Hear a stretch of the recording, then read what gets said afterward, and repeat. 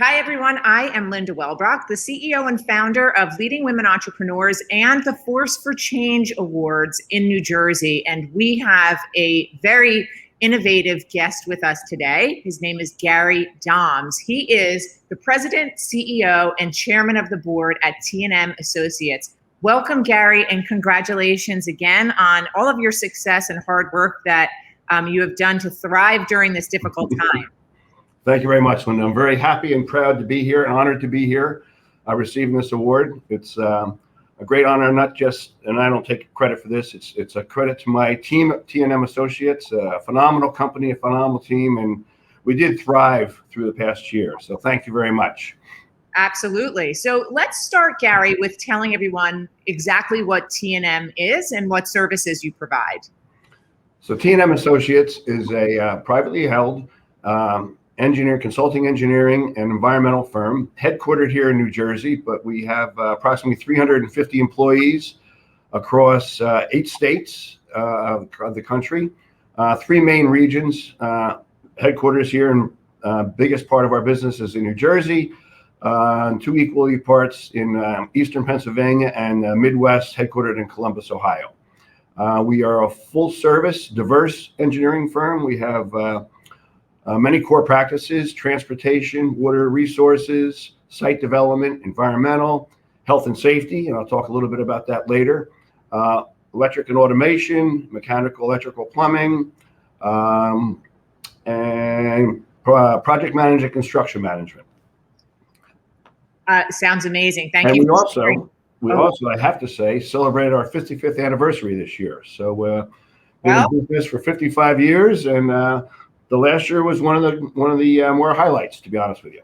So yeah, well, I'm glad that we're celebrating your 55th anniversary as a Force for Change honoree, and we're going to have a double party then on November 8th. Yes. And you did get through the last year. You know, you kept it Jersey strong in your company, and I'd love to talk to you a little bit about how you kept your employees and clients safe during the pandemic. So obviously, 15 months ago, we were facing an unprecedented event in all our lives and in the world. And early on in February, we formulated a COVID-19 task force, a committee, consisting of the C-suite here at T&M, myself, my COO, Pat Jeffrey, my CFO, Violet Kohler, and my CPO, Chief People Officer, Lynn Spence, along with our in-house legal counsel. And as I had mentioned, we have a health and safety practice, the practice leader, Ashley Insko. And we started to formulate what we were going to do, play out scenarios.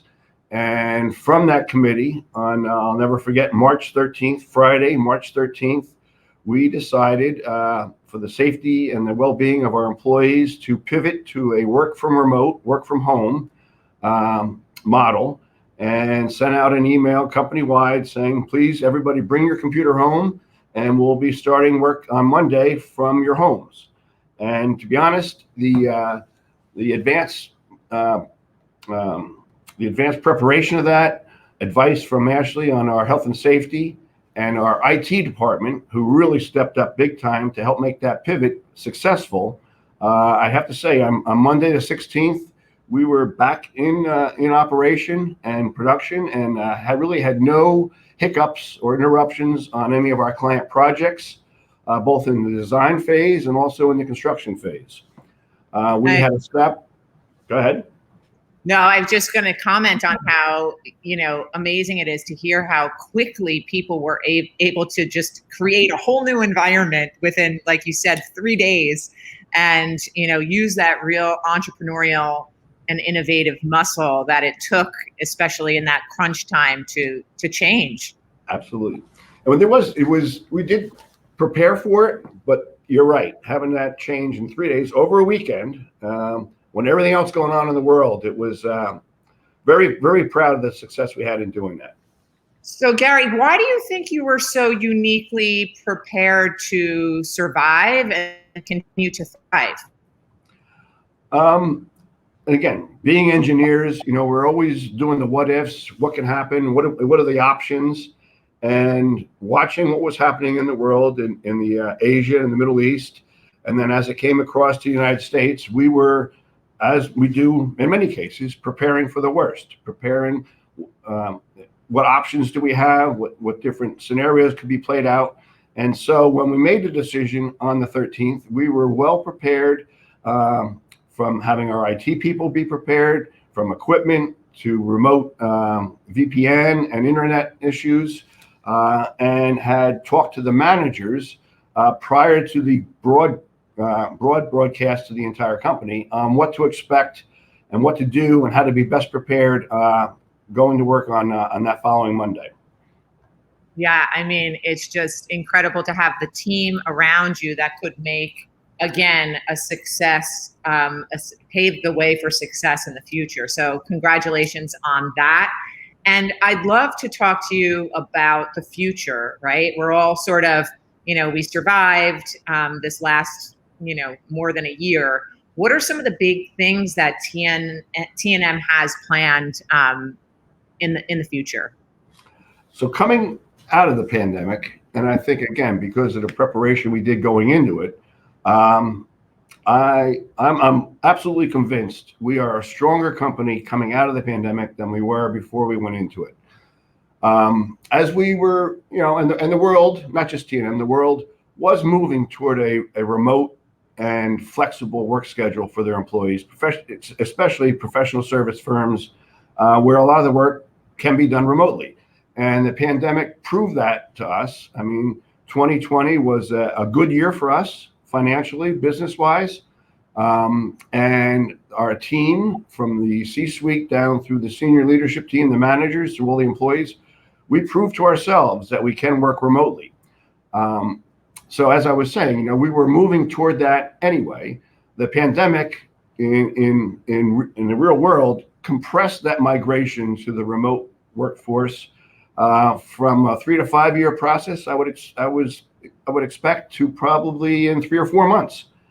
And coming out of this, one of the things that I think has made us stronger is we have instituted a flexible work arrangement for our employees. We gave the employees the ability to request and have flexibility in both the days they are working remote and from home and in the office, and also flexibility in their work hours.